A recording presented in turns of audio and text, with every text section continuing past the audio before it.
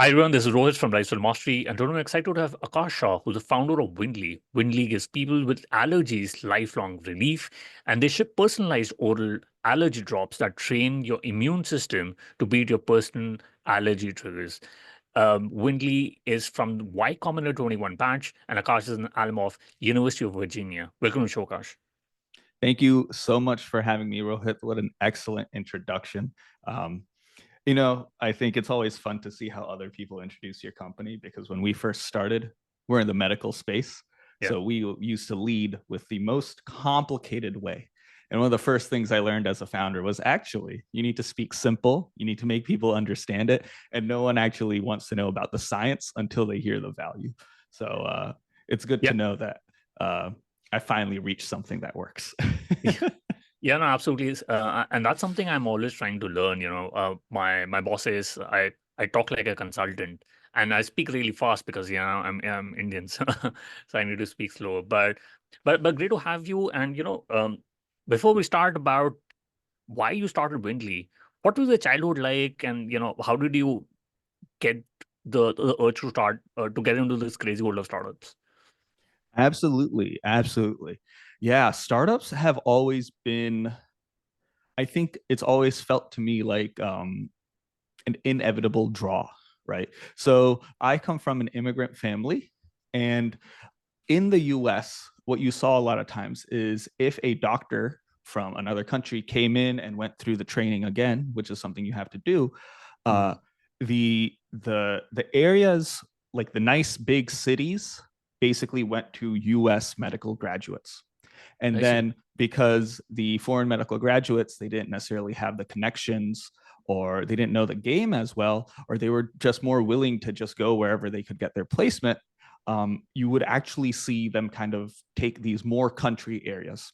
So I grew up in the American South, right on the Virginia, North Carolina border.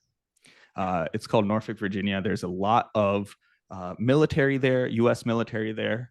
There was a solid there's a South Asian or Indian community. So I wasn't the only brown person that I knew, but there were not that many at the school. And I've actually realized that this is a very standard and very, you hear the story a lot when someone's parents were in medicine. And that's kind of how you've had this proliferations of Shahs and Patels and Kumars all across America because everyone's doctor is Indian in America because Yeah. we so many came over from India.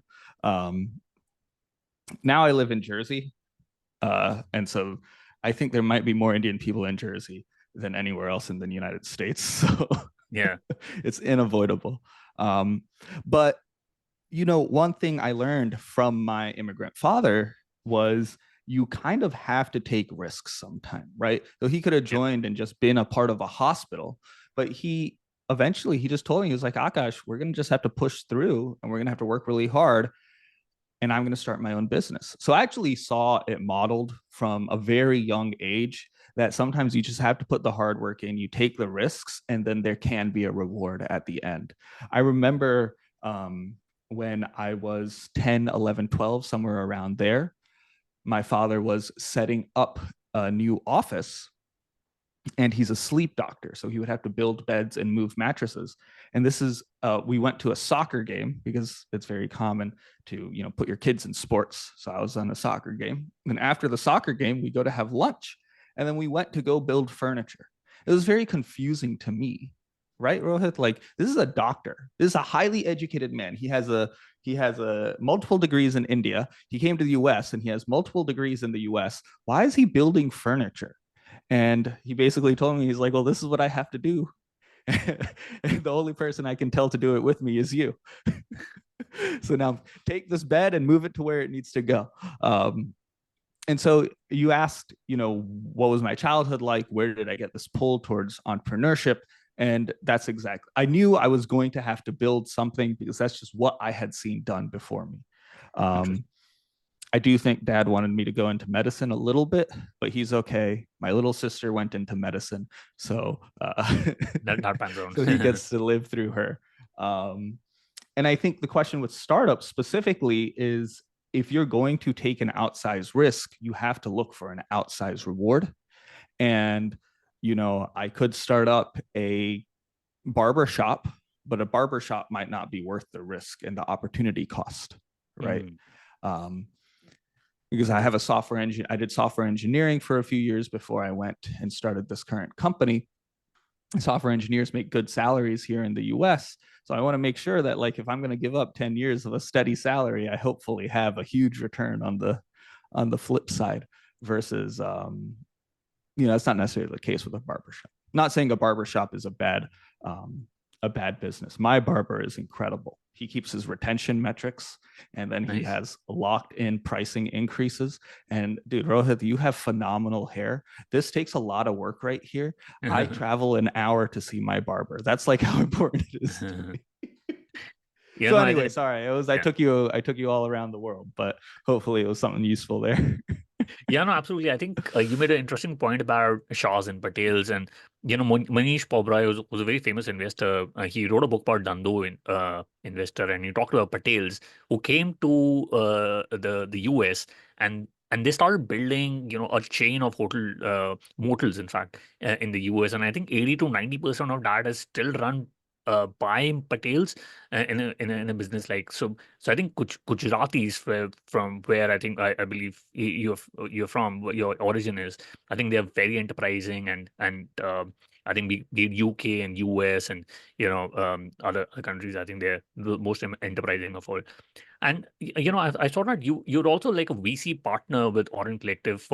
Was that a decision to look at a VC career along with startups, or what was your work over there?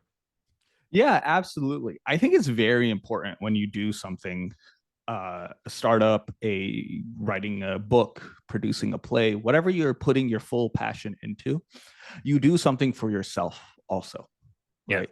So you can have your professional pursuit and it can be 80-90% of your life. Hopefully you're carving out some time for health, carving out some time for family. Um, but you need to have a hobby. And for me, one of the things I really love to do is connect with people and provide a space for people to meet people like themselves. Because when I started Wyndly, it was in the middle of the pandemic. I lived in New York City, and New York City in the winter of the 2021 was not a phenomenal place to be, right? Okay. The summers were totally fine. Fall, spring, it was all good. But winter is just always a little quieter in the city. Um, and I felt deeply lonely, right? And now here's I think a fact of what you kind of see with entrepreneurs and founders is they think they can solve their problems. So I was like, what do I need to do to feel better? And I realized, well, I'll start a WhatsApp group because I know there's got to be at least one other person like this. And actually, what I found was 50 other people. And then Mm. after some time, it's actually grown to 500 people. And so I have this group of highly active founders in New York City, all because I was looking for my own personal human connection. And Mm. when I put that authenticity out there, it was actually returned to me. And so acting this VC partnership, what is me actually supporting this community because Orange Collective was actually started by one of the first members of my community. I see. And so I'm just kind of working with him there. They're doing some really interesting stuff. It's a investment group for Y Combinator alumni, like by Y Combinator alumni. Mm. So I think it's an interesting thesis, and we'll see where it goes. But it's not necessarily, it's not something I spent too much time on. Got it. Got it.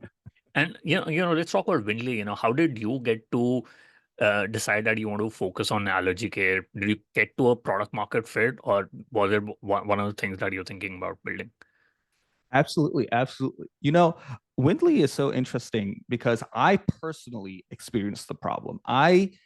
All of our customers at Windley, and what we do is we fix allergies permanently. If you can't breathe because of pollen or because of a cat or because of dust, we will fix you. And this was a problem for me. I grew up in Virginia here in the US, but I moved to the Bay for my first job outside of after schooling, and uh, I was allergic to the air, Rohit. Mm. Like I just could not breathe. And so I started drugging myself. I started taking antihistamines and nasal sprays and this and that. and they have side effects and it's annoying. And if you forget to take it first thing in the morning, it won't help you. And I could never get a solution. Eventually, I moved back to New York, back east. I'm in New York City now. I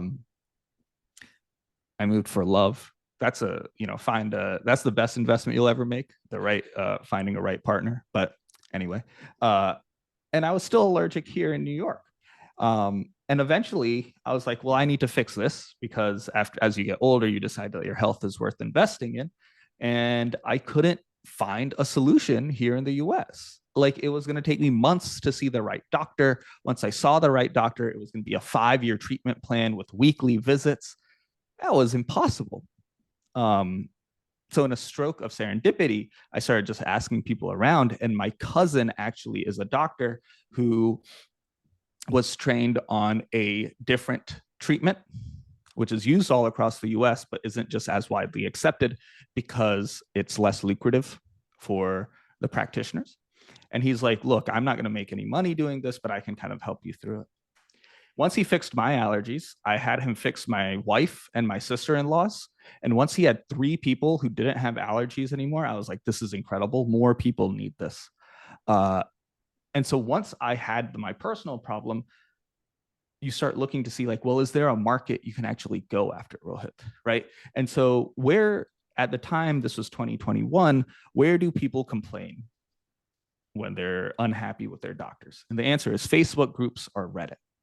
Right. That's basically it. Because when you are so frustrated, you're just looking for answers, you kind of just shout into the void and you pray for an answer. And that's kind of like what Reddit and Facebook groups are. We saw that there were many people on Reddit who were unhappy, and we were like, okay, maybe they'll start kind of working with us. And when I say us, I mean my cousin, who was a doctor who treated me and myself. We literally just started answering questions on Reddit. We started creating short form video. This was before TikTok. This is before YouTube Shorts, but I realized it was just easier for people to like watch a video than read like a 500-word answer. And it's easier to record a video too. You just like open up your phone and answer the question. And we actually found 20 people willing to pay us to see us as doctors. And that was enough for us to say, okay, this is worth investing in our time in a very serious manner.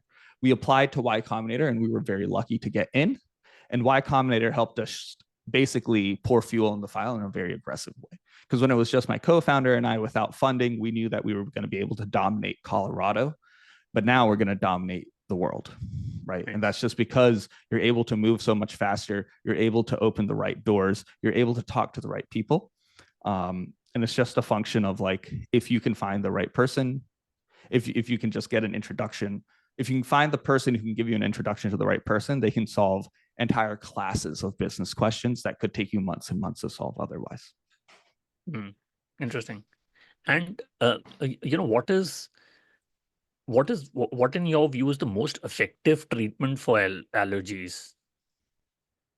Yeah, absolutely. Look, the thing with allergies is we have been lied to by all of the marketing. All the marketing has taken antihistamine. What an antihistamine does is it's a Band-Aid. It covers up your symptoms, right? It'd be like saying, oh, you have a broken finger, take a acetaminophen or paracetamol just to deal with the pain, right? It covers up the symptom, but it doesn't deal with the root cause. The real treatment should be dealing with the root cause. And that's actually what allergy immunotherapy is. We're actually fixing your immune system so that instead of covering up the symptom, you just don't have the symptoms in the first place. And once you fix someone's immune system, it's fixed for effectively forever.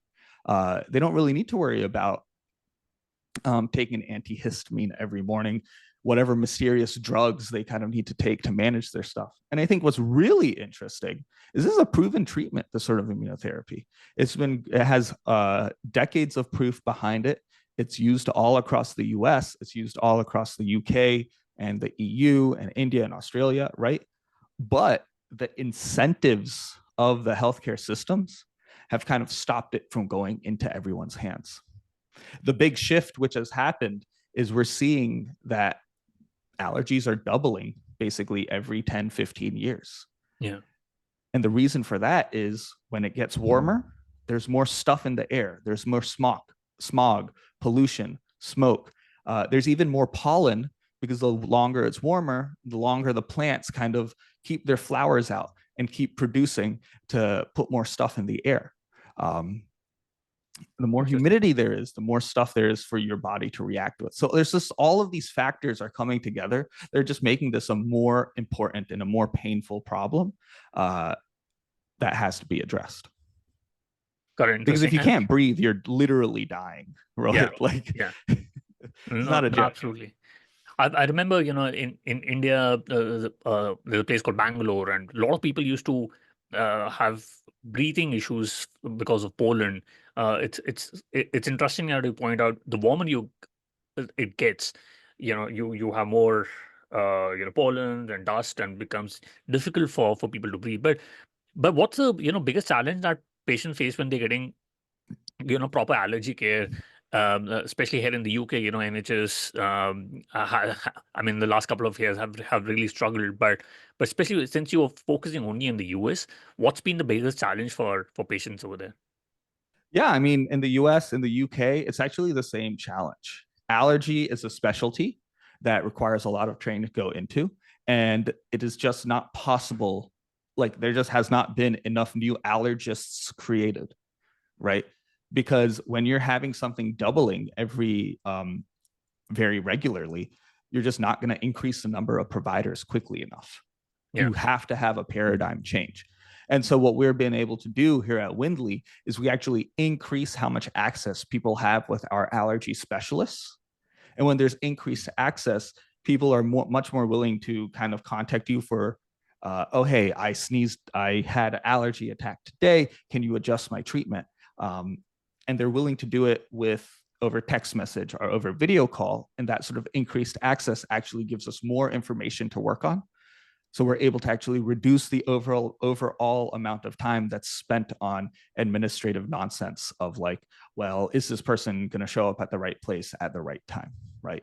And so I think what we're really seeing is the application of technology and AI really helps with clerical tasks and administrative tasks. Yeah. And it really lets us focus on delivering the best care and best medical treatment possible, without necessarily losing all that time to the in between of making sure, is the right insurance being billed, or have we called this into the right pharmacy, and all things which are very important in the operations of a business, but not necessarily as important in making sure that the right treatment gets to the right person. So yeah, it's a pure function of there just not being enough providers, and so you have to increase access some way. Because when you have a market, when you have effectively a plague of allergies, because it's doubling every so often, there has to be a change. Yeah, got it. And interestingly, you pointed about AI and technology. How do you use AI and your telehealth model to improve the patient experience compared to what a traditional allergy care is? Yeah, I think traditionally healthcare has been very resistant to adopting new technology, and the reason for that is the incentives are not there. Right. The incentives in the US healthcare system are be very good at billing insurance so that you can collect the most money. And then like everything else is a little ancillary or kind of serves that task. We take insurance here at Wyndly, but I would say 90% of our patients actually prefer to pay cash because we're cheaper. We're more affordable if they're using cash versus if they're using, paying their deductible down. And when people are just handing you cash, that means that you have to serve that person first and foremost, right? Yeah. So first you want to align your incentives. And the incentives to adopt technology have never been there in the traditional healthcare system. So what we're doing here at Wyndly is we're able to use our AI to make sure that our doctors are able to move faster.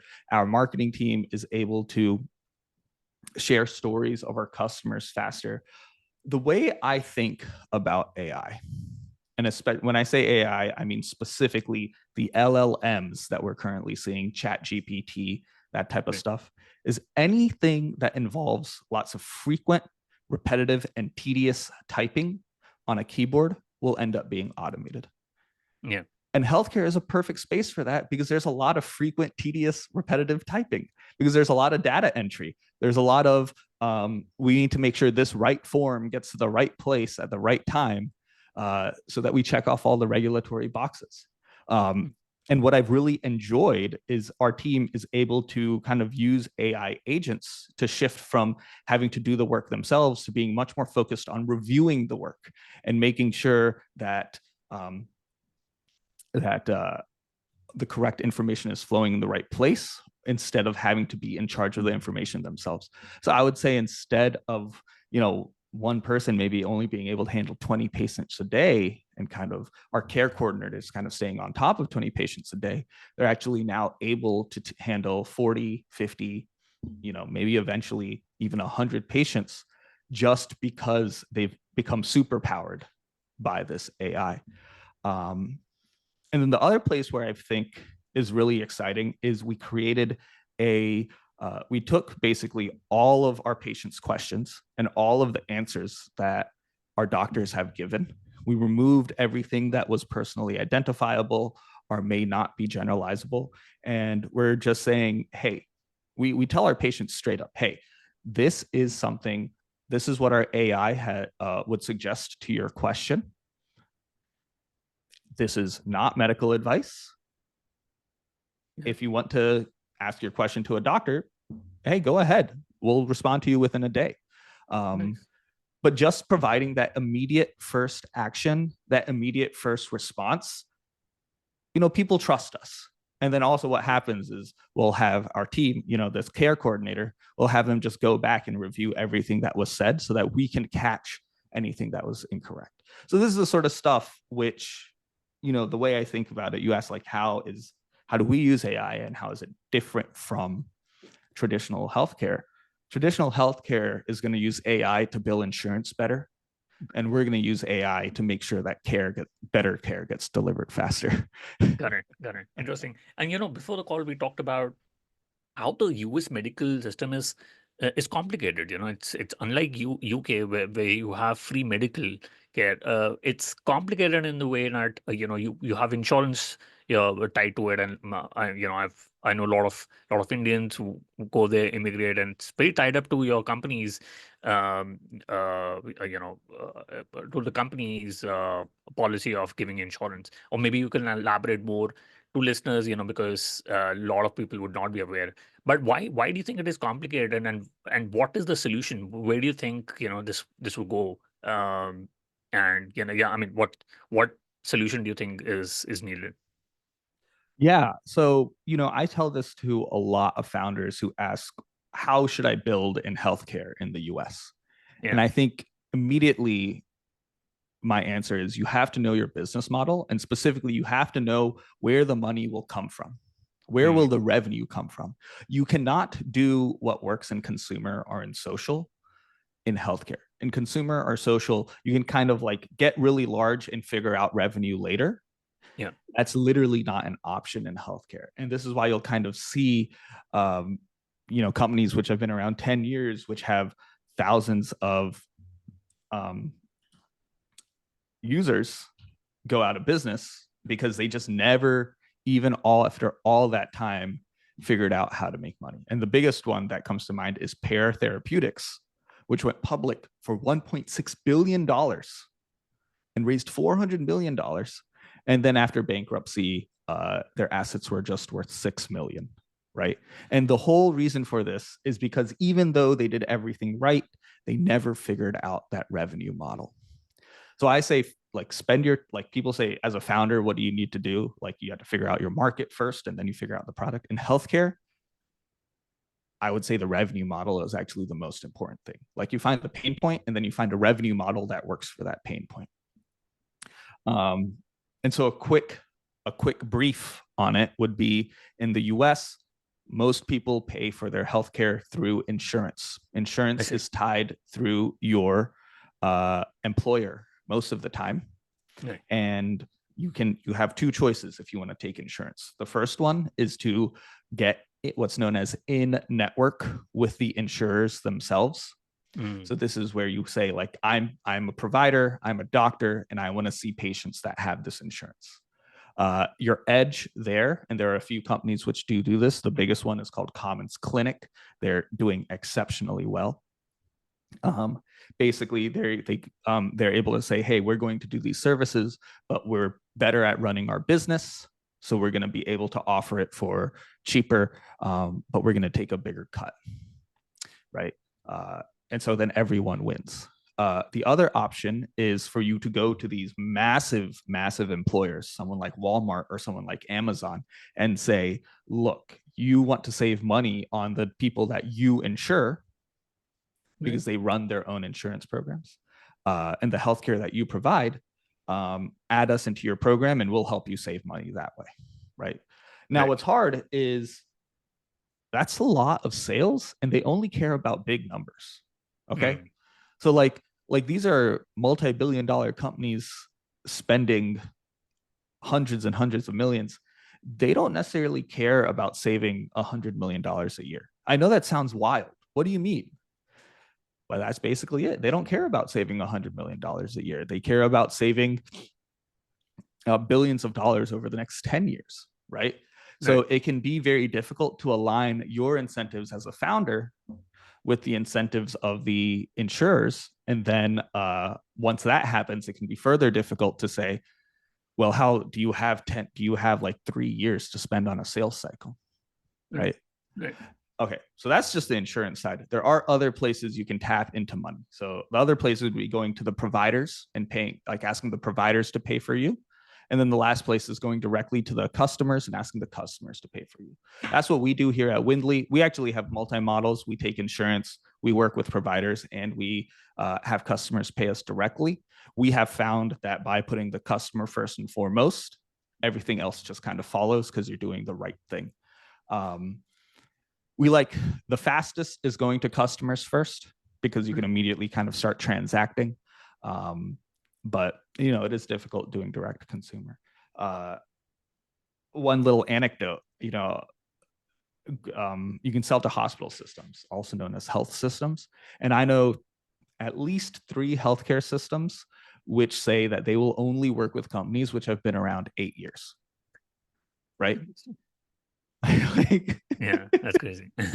But it'll take you like 4 or 5 years to discover even who that is, right? Because no one's going to come out and say like, oh no, we only work with companies.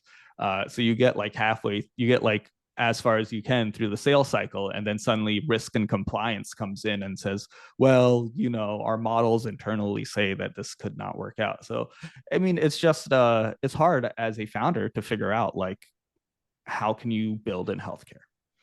Right. Interesting. And you got on Y Combinator. I've had a lot of Y Combinator founders who've come on the podcast, and they always say that it's a very special experience. How was the experience for you, and what sort of support and help you've got from Y Combinator? Yeah, I mean, Y Combinator is very upfront on how they're going to help you. At least when I was there, which was in 2021, they said you get access to incredible people. You get the money that we're going to give you, and then you get the stage at the end of the program. Those are the 3 things that they 100% say. Then it's on you as an individual, as a founder, to take advantage of it, right? So I think, a lot of people ask me, what's the program like? Oh, what's the course like? Expecting it to be like an MBA where there's a program that you kind of work through. That doesn't exist. The program is just, if you ask a good question, the billionaires that you're talking to are going to spend a few cycles on it, like brain cycles on it. And then they might be able to connect you with they will connect you with someone who will then be able to connect you with someone who will have the answer, right? But you have to be very good at asking those right questions. But that's a skill that you can learn, right? I am incredibly grateful to Y Combinator. I was fundamentally changing for our business, fundamentally changing for my personal life. I don't know anywhere else in the world which would say fill out a like 30-minute application and Right. then do a 10-minute interview, and we're going to put a life-changing amount of money onto you, right? Yeah. Yeah. Like it's absolutely wild. Mm. And then the energy which is created when you have, I think they're up to like 100, I think they're around 150 people nowadays is kind of where they've settled. uh Nice. 150 people all taking the same risk as you. Right. It feels like maybe, because being an entrepreneur, like jumping into the deep end and doing this type of stuff, Rohit, can be very scary, right? True. True. Like I was having discussions with my wife. I was having my cousin, he has kids, and I was like convincing this guy who's a doctor to quit and work with me. And I'm like, his kids are going, like, I'm taking their college fund, right? I'm taking the vacations I want to give my wife. I'm like happy to sacrifice for myself. It's when do you start sacrificing your family? True. That can be very scary, and something that addresses that fear, which is a natural human reaction, is when you see other people doing the same thing and you see other people are succeeding, Yeah. right? Yeah. Because now True. you're able to address and say, hey, yeah, I had a bad week today. I had a Yeah. bad week this week, but Right. my friend had a good week and he had a bad week last week. So it will get better. And I just have to stay focused and I have to keep moving forward. Right. And then you kind of create this tribe of people that you're able to not work with, sorry, just lean on for support. Right. Right. Right. But yeah, Interesting. I'm very positive. And I think if you get into Y Combinator, you're doing yourself a disservice by not going. Yeah, yeah. No, absolutely. I think it's one of the status symbols, like for startup guys. Would you want to, if you want to build something, I think you should be in Y Combinator. I think before we talked about On Deck, and the thing with On Deck was, I'm a huge fan of On Deck and the founder, but I think the focus for Y Combinator is what makes Y Combinator so special. They've been very focused in the last decade or so. And the great thing about Wyndly is like you've been, even though you've raised money, you are making millions of dollars in revenue. Are you looking? What's the next growth for Wyndly? Are you looking to raise more money, expand, and go out of the US? Yeah, absolutely. So I'm really excited for what we're doing. We're seeing that our marketing is super efficient. People are coming to us because they hear about us and they realize that yes, I have allergies and I hate them, and I want to work with a prestigious doctor to fix them, right? And my co-founder sits in the academy. He's very well positioned, and basically, the question today that I have to ask myself is, how much of the company do I want to sell to continue funding this growth? Or is there a place where we're growing at, like, do I sell part of the company so I grow at 15% month over month? Or do I not sell part of the company and grow at 9% month over month? Right. And so that's kind of the discussion that we're having. And, it is a discussion. And I think the question it really comes down to is, do I want to serve investors or do I want to serve my customers? And that's just Yeah. I'm looking for the right partner if it does come down to funding. Internationally, I would love to expand to the UK, the EU, Middle East, and India. Nice. We actually have people who email us say like, hey, I'm in Japan. How can you treat me in Japan? Hey, I'm in Canada. How can you treat me in Canada? The Philippines and India. If we were a software company, it would be a lot easier, but True. we are a medical company. We have doctors, we have medicine, and there are regulations. Right. So this actually could be where an investor would want to take a gamble with us and say, I am going to fund you, and I'm funding you so that you can go international, right? Yeah. You're good Yeah. at what you're doing in the US, but I'm helping you go international. And I think that would be the right partnership. Correct. I think it really comes down to the economics at any place, right? Because Right. the risk is always when you expand internationally, will a local competitor displace you by being able to operate faster? People like to support local. And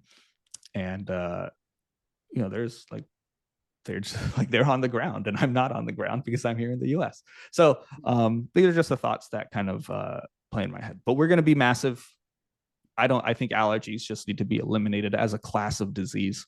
So there's just no reason for people to feel bad when it comes to pollen or cats. And everyone should be able to have peanuts. Like, peanuts are tasty.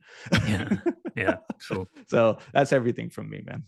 Yeah, interesting. And this is especially for listeners who have not reached the product market fit. And how should pre-product market fit founders set the North Star metric? Um, you have Mark Zuckerberg saying that he would focus on just one North Star metric a year. But for somebody who's not reached product market fit, what advice would you give to founders on what one target should they focus on? There's no better metric than revenue. Yeah. Right.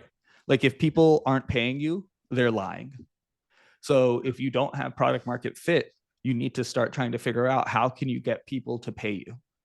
Yeah. Then once you have some revenue, you can start asking questions on like, well, is this product market fit? But until you have any revenue, and I'm not saying you need to have $100,000, but like, get someone to pay you $100 to use your software, or pay you $50 to use your, whatever widget you're creating, like $50 to use your service. Until you even have that, you don't have anything, right? Now, the other angle would be like, people need to pay you with something, right? So they can pay you with money or they can pay you with time. You kind of see with like social apps or kind of entertainment apps, they ask for payment in time, because then you have the attention economy. I think those are the two ways where you can like really figure, like, that's a time turns into revenue. So I think that's okay. But yeah, I would say that's what you have to focus on. Everything else is a lie. Right. Interesting. And there was a recent article from a writer called Anu Alturu, who said that there's a rise of software creators. I've been a content creator, building podcasts and blogs and all. And what she claims is like, in next 10 years, you will have 100x number of software people. Because of AI, it will become easier for anyone to build software. And Sam Altman said that we'll have in next 10 years $1 billion company with just 10 employees. How far do you think we are from building $1 billion company with just 10 employees in AI? $1 billion company with 10 employees. That, I think we're still probably 5 years away. Nice. Just because $1 billion is a big number. Yeah. I think a $10 million with 10 employees is definitely possible. I think 100 million with 10 employees is possible. I think where it starts getting difficult is like around all the like nonsense, just like when you start transacting that much, like you need a good tax person. And I don't know if like taxes have been solved by AI yet. You probably need someone who's like really solid at, I guess if it's only 10 people, you don't need hiring. And if your AI is good and your software is good, maybe you only need one person coding. Yeah. Okay, here's my answer. If we can figure out the admin stuff, it'll happen within the next 5 years. If we can't figure out the admin stuff, it'll happen in 10 years. But it's like all the administrative. And then now you can tell like what I've been busy with this week by my answer. Because as a founder, I've been focused on the admin stuff. But I will say we just switched to an AI-driven payroll software. Nice. Because they like showed that they're going to be able to be good at it. So I think it's totally possible. One thing which is really interesting to me is it's a function of nothing matters if you aren't able to get in front of people. Yeah. And we have seen that creators are able to get in front of the most people, but then creators want to monetize with a service or a product. Right. I know a lot of creators, and both creators and kind of founders with businesses are jealous of each other. Creators are jealous because they don't have a business that is able to run itself without the creator. Cool. And founders are jealous because creators oftentimes have better like unit economics than the founders, especially around acquisition. Yeah, the Um, distribution network. Yeah. exactly. Right. So, I think it's just the two sides of a business, right? Like, how do you get acquisition, and then how do you make the P&L work? Um, I think there was this incredible interview. I think it's like How I Built This with Guy Raz and Mark Rober. Yeah. There's also a Colin and Samir with Mark Rober. And it's just like, Mark Rober is one of my favorite YouTube creators. Like, he makes the most incredible videos. And he launched his own subscription box called Crunch Labs. And it's very clear that he doesn't take sponsors anymore Mm. because he sponsors with Crunch Labs. Nice. And Crunch Labs like Crunch Labs is a subscription box, right? So now he has his one-time acquisition channel, which is his content, and then he has his subscription retention revenue, which is Crunch Labs. And so together he's solving both sides of the issue. Now that's not a 10-person company by any means, but I'm jealous of his business for sure. Interesting. And what advice would you give to founders to differentiate themselves in a competitive market? To differentiate yourself in a competitive market, you know, you get a choice. You can kind of go into a non-competitive market, but then you kind of have to create the market. And then a market is competitive because there's already people there. There's already buyers there. So I would say find a ginormous, incredibly competitive market and then niche down, right? And niche until you find your people and serve them incredibly, incredibly well. And then once you hit, like, I don't know, 100 million in revenue with that group, then expand outwards. I would say that's what I would do. Because, people might say, well, real estate is competitive, and I would agree. But as you niche down more and more and more, it becomes less and less competitive by definition. Real estate as a whole might be competitive, but I don't know, like North Manhattan condo buyers is inherently less competitive. And you can become the best North Manhattan condo realtor, right? Right. And then from there you can expand, right? Like just you North Manhattan, full Manhattan, right? Condos to also apartment buildings. I don't know. And you can apply this to SaaS too, right? Like, True. we're the best kind of payroll company. Okay. Maybe that exists, but are you the best payroll company for people who run nail salons? Or do you Yeah. want to be the best payroll company for Uber driver? I just like Uber drivers don't need payroll, but people who manage trucking fleets, right? True. Like, Right. niche down, and what you'll find is everyone is frustrated in some way with the existing solution, so you can Yeah. just be better. Yeah. But make sure you pick a market that's big enough. Got it. None Got of it. this matters if the market you pick isn't big enough. Yeah. No, I totally get it. And I quickly want to do the top three. What's your favorite business book? I love Thinking in Bets by Annie Duke. I think I read that and it basically changed how I made decisions. Fundamentally, it's a book on being comfortable with risk Right. and how to use risk. If you combine the suggestions in that book on how to analyze your decisions with Jeff Bezos's type 1 and type 2 decisions.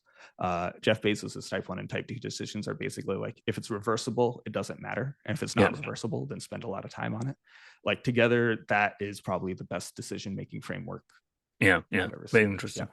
Yeah. We'll put that in the show notes. And if you could go back in time when you started building Wyndly, what is the one thing you would have focused on or done things differently? Yeah, I would say the biggest thing I would focus on is I would tell myself, uh, keep your head down and keep moving fast and stay focused and like just worry about yourself. And because I think it's a very natural thing to get distracted very easily by news of fundraisers, by competitors, by action that is happening outside of one's control. Sure. But startups, small businesses, I'm not going, it doesn't matter what Amazon does, right?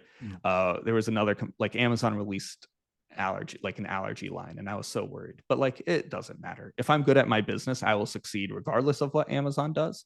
And it's just not worth the emotional turmoil that I kind of put myself through when I was earlier on in my business career. Got it. Makes sense. And what's your favorite online tool? For example, Gmail, Slack, Zoom. Yeah, I mean, Zapier is magic. Okay. Like you talking about how are you going to build $1 billion business?